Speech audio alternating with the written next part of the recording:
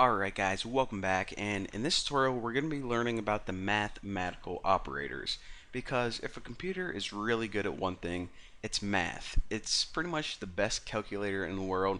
So, well, let's just go ahead and get started. Now, we already saw in a couple examples before, I think I added some things and might have subtracted some stuff, but let me go ahead and just make a little variable.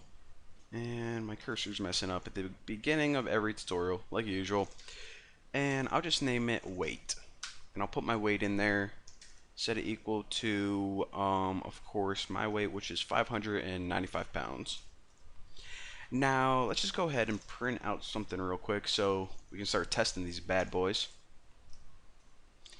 And I'll put, if I eat a watermelon, I will weigh, not weight, weigh, and we'll put something like percent %d libs.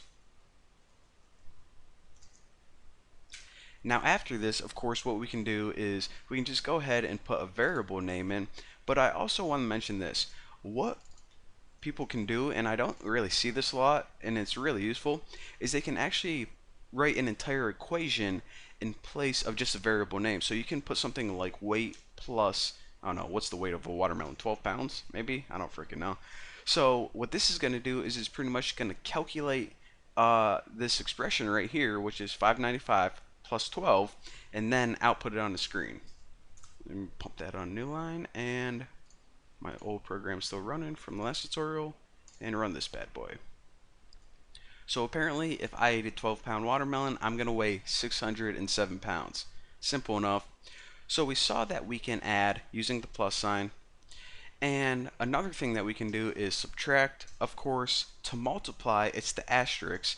It's the little symbol above the 8 on your keyboard. To divide, it's the forward slash. It's, I don't know where it is on your keyboard. It's next to the shift on my keyboard. And one other thing that we can do is actually this one right here, the percent sign.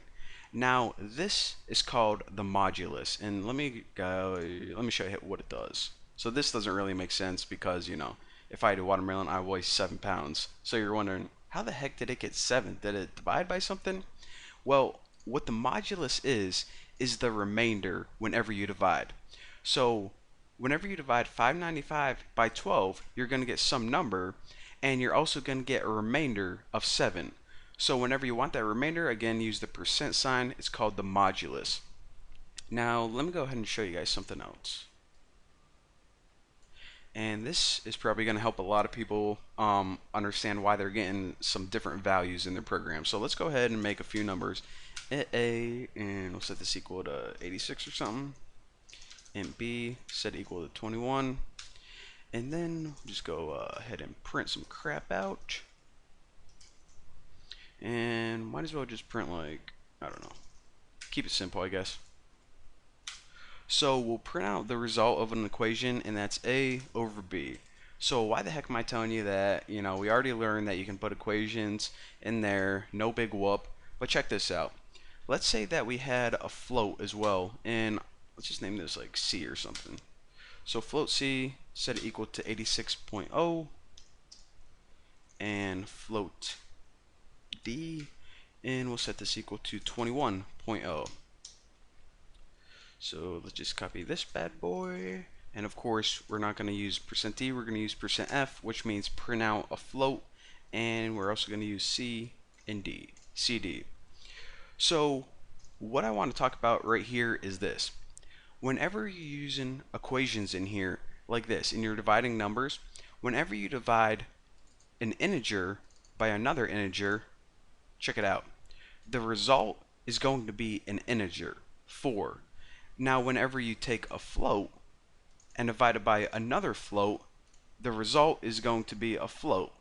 So that's going to come in handy later on whenever you guys get a bunch of bugs. And also, if you guys are like, alright, I'm dividing 86 by 21 and I know it's not an even number, so why the heck is it giving me 4?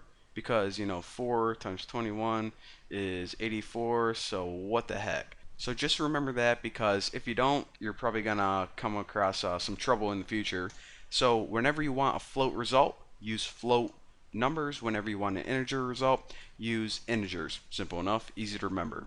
So for now, that's it. In the next tutorial, we're going to be talking about the order of operations, and also I'm going to be showing you guys a cool way to assign values to more than one variable. It's going to be awesome. I'll see you then.